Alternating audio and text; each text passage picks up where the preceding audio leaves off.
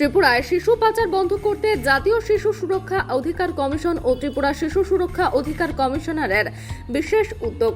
ত্রিপুরা ধলাই জেলা শাসকের কনফারেন্স হলে জাতীয় শিশু সুরক্ষা অধিকার কমিশন ও ত্রিপুরা শিশু সুরক্ষা অধিকার কমিশনের সহায়তায় শিশু পাচার প্রতিরোধ ও মোকাবেলা সংক্রান্ত বিষয়ে এক কর্মশালা অনুষ্ঠিত হয়। ভারত বাংলাদেশ সীমান্তবর্তী ও পার্শ্ববর্তী 100টি জেলায় এই কর্মশালা অনুষ্ঠিত করবে জাতীয় শিশু সুরক্ষা অধিকার কমিশন ও ত্রিপুরা শিশু সুরক্ষা অধিকার কমিশন।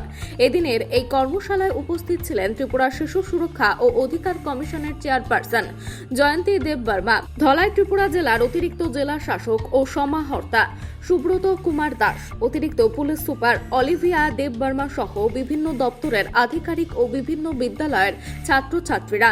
এই কর্মশালায় শিশু পাচার বন্ধ করতে সকলকে এগিয়ে আসার আহ্বান জানিয়েছেন ত্রিপুরা শিশু সুরক্ষা ও অধিকার কমিশনের চেয়ারপারসন জয়ন্তী দেব বর্মা। আজকে national commission for protection of child rights এবং Tripura commission for protection of child rights যৌথ উদ্যোগে এবং ধলাই ডিস্ট্রিক্টের ডিএম এর সহায়তা এবং ডিসিপির সহায়তায় আজকে এই ওয়ার্কশপ অনুষ্ঠিত হচ্ছে। আপনারা সবাই জানেন আজকে ওয়ার্কশপ হচ্ছে committing and preventing child trafficking এর উপর। আমরা প্রায় সময় শুনি ট্রাফিকিং একটি আমাদের ভারতবর্ষের সঙ্গে ত্রিপুরা রাজ্যের একটি সমস্যার কারণ হয়ে দাঁড়িয়েছে।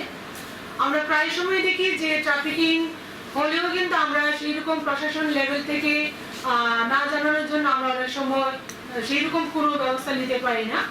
তো সেই বিষয়ে আজকে গুরুত্বপূর্ণ এই ট্রাফিকিং এর বিষয়ে আজকের একদিনের কর্মশালা। আজকের এই কর্মশালায় যারা উপস্থিত আছেন